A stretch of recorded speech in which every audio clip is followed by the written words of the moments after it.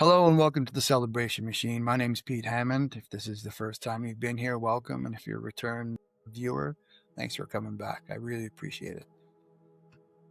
I've been reading from the Bad Times Bible. It's a book I wrote in 2014 about losing my mind and then finding my way back to sanity through a cancer diagnosis. And there's some good stuff in here, and I know I've told some stories about life and everything on my channel, but decided I'm going to start to read from this book, not because I'm trying to pump it and sell it, and don't go buy it or try and buy it because they're selling it for crazy amounts of money. I may do a reissue, I may do a re-edit or a 10-year version of the book, but for now I'm just going to read from it because what the hell, I wrote a book and, I get to read from it. Anyway, this is chapter 15, and it's called Wicked Wisdom. And it just talks about something that happened when I was a kid. I'll just read it. It's about wisdom. It's about things that happen to you in perspective and stuff like that. So here we go. When I was a kid, I used to watch my parents and their friends party their asses off down in our basement. The music was cranked and the drinks would flow. My family wasn't afraid to dance and have a good time, and the parties my parents had were legendary. I used to sneak to the top of the basement stairs and watch the madness through a 3-foot thick cloud of cigarette smoke, and I loved every second of it. One night, my dad saw me at the top of the stairs and came up to get my ass back into bed. I settled into my bed and my father began to lay some of the heaviest shit I'd ever heard in my young life on me. I respect my father a lot. He left home to join the Air Force when he was 18 years old and lost his father the next year while he was away doing his service. Dad traveled the world and lived his life to the fullest, working hard and enjoying all that life had to offer. When he talked to me, I listened. My dad pointed at the world map I had on the wall and told me that I could do anything I wanted and go anywhere I wanted if I put my mind to it.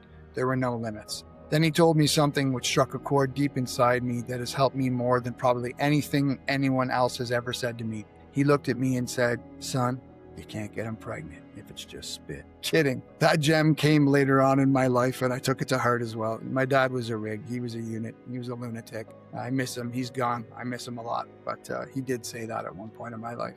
And he was serious, I think. But anyway, what my father did say was that as a young man, while waiting at the JFK airport, he suddenly realized that he was completely alone in this world. Not that he felt lonesome or didn't have friends or family, but alone in the sense that at the end of the day, when the shit hits the fan and everything's falling apart, you really only have yourself to rely on.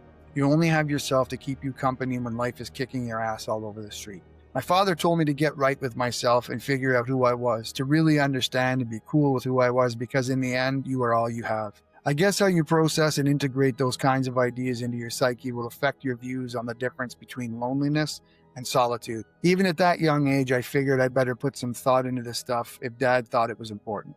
Now, this may sound like a heavy thing to tell a kid, but it really ended up helping me later on in my life. Dad was feeling no pain from the Lamb's Navy rum, no doubt, and maybe he wanted to plant that idea in me at a young age to let it grow.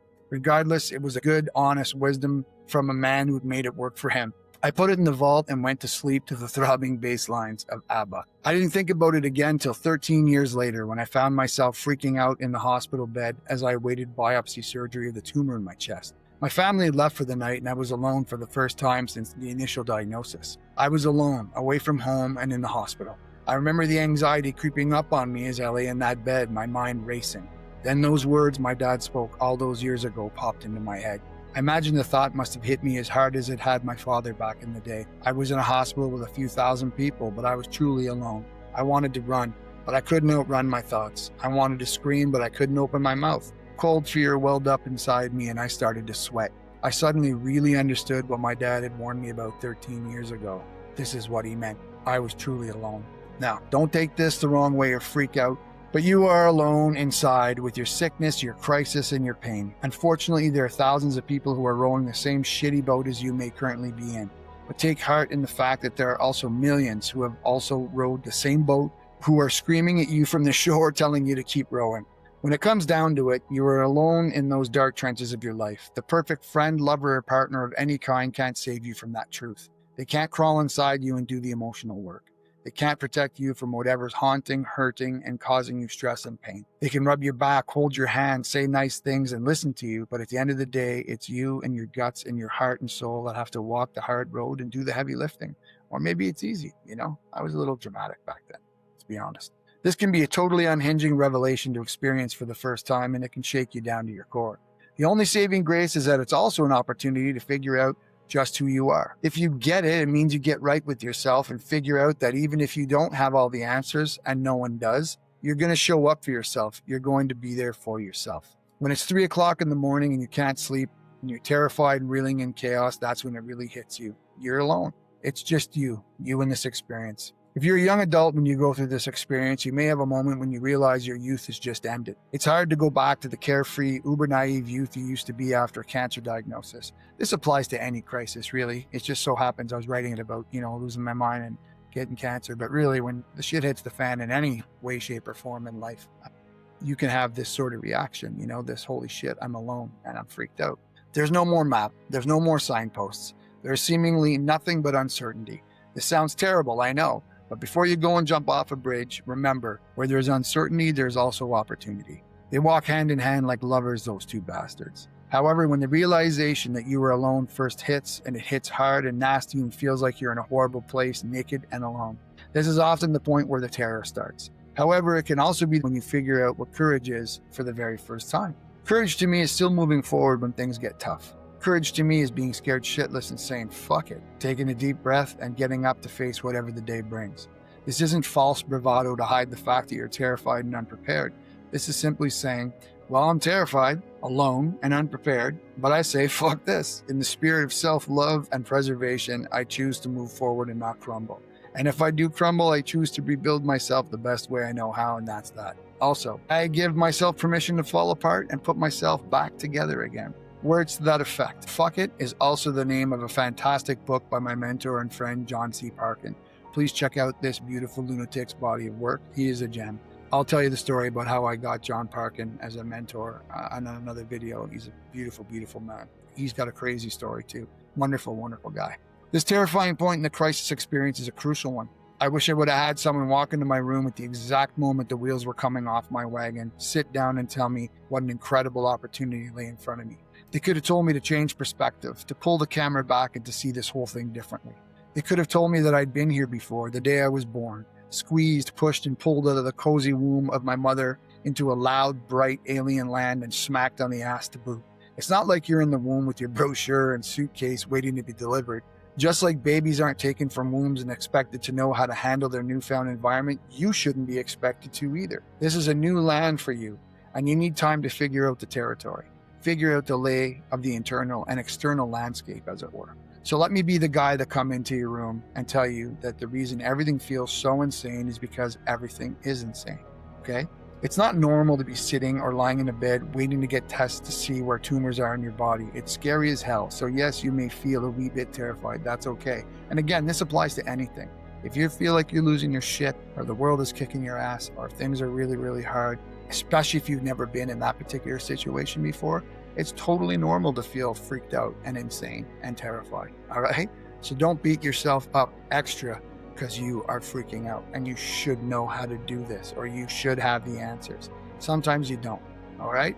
Don't beat yourself up, goddammit.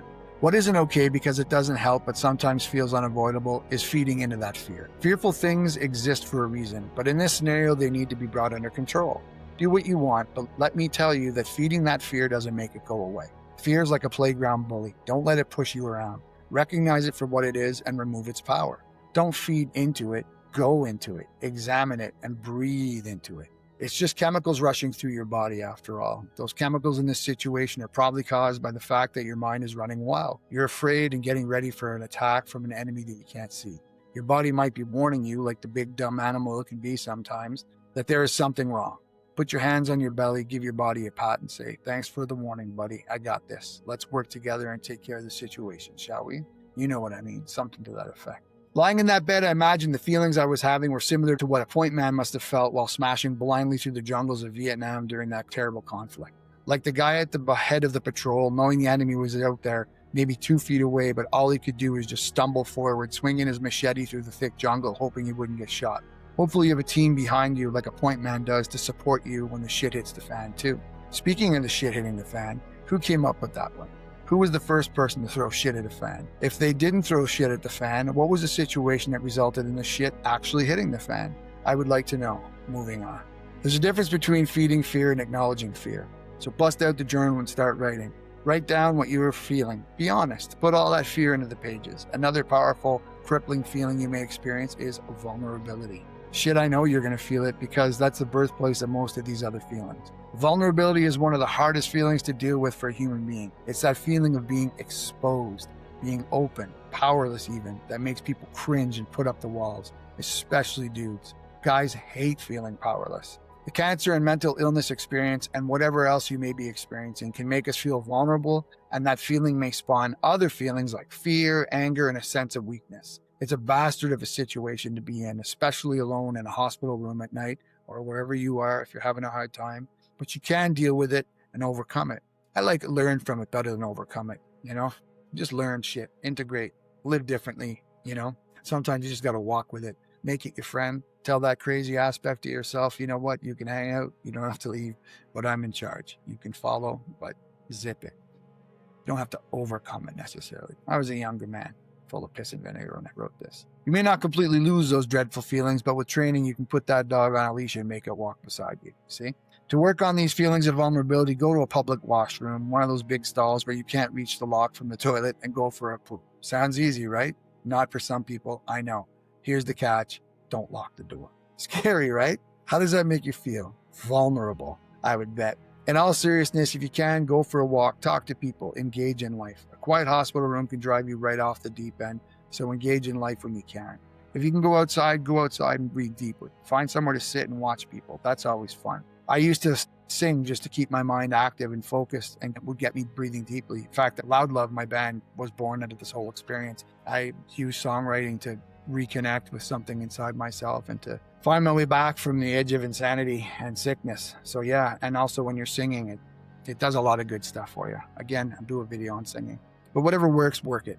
There's a saying, if you have time, meditate for 20 minutes a day. If you're too busy, meditate for an hour. Although it may be difficult to meditate in these times, it's well worth the effort to start to get a handle on your breathing and to calm your mind down. There are many great books and videos on meditating. Please explore this powerful tool. So anyways, it goes on and on, but that's a little story from the Bad Times Bible. And I was talking to a buddy tonight who's having a hard time. And I just told him, and my wife was telling me from the kitchen, just tell him to meditate, to the best of his abilities, sit down and breathe and just get into your heart space. It's hard to do when you're in crisis. It's hard to do when you're stressed out. But the alternatives kind of suck, going round and round. And especially when you're trying to intellectually get out of a situation or intellectually sort out problems. And especially if it's a situation you've been in for a long time and you're using the same tools and you keep reaching for a hammer when all you need is a screwdriver. But yeah, meditation's powerful. I certainly don't do it enough anymore, but I'm kind of happy these days and content. I find myself not being as creative and doing stuff and things. I find myself just sort of being, which is, I think, a victory. But on the outside, if you're looking in at my life, for people that know me, they're like, it's weird to see me not playing in bands or whatever and not being as creative, but I'm a happy guy now. And I think the thing I was chasing through everything I did creatively was peace. And I found a very deep peace in the life that I'm living now with my wife. And at this point in my life, I found this peace, which I protect like the sacred thing that it is. So I hope you got something out of that little reading from the Bad Times Bible. And I hope that if you got something out of it, wonderful. And if you didn't, well, it's like a friend of mine that I got a message from a buddy who had gone through a pretty severe mental health crisis. And he wrote essentially a suicide note to me, a message saying, I read your book. I was hoping it would give me the answers and help me, but it didn't. So instead, can you do my funeral? And I was like, what the, it was crazy. It hit me probably exactly the way you think or are thinking it would hit me. Anyways, turns out he didn't die. They saved him. He's doing great, but hopefully you get something out of it. And if it didn't, for God's sakes, don't hurt yourself, but also don't blame me, okay? So I'm Pete. This is Celebration Machine. Whatever you're doing, I hope you're doing it well. And take care, and we'll see you again. Bye for now.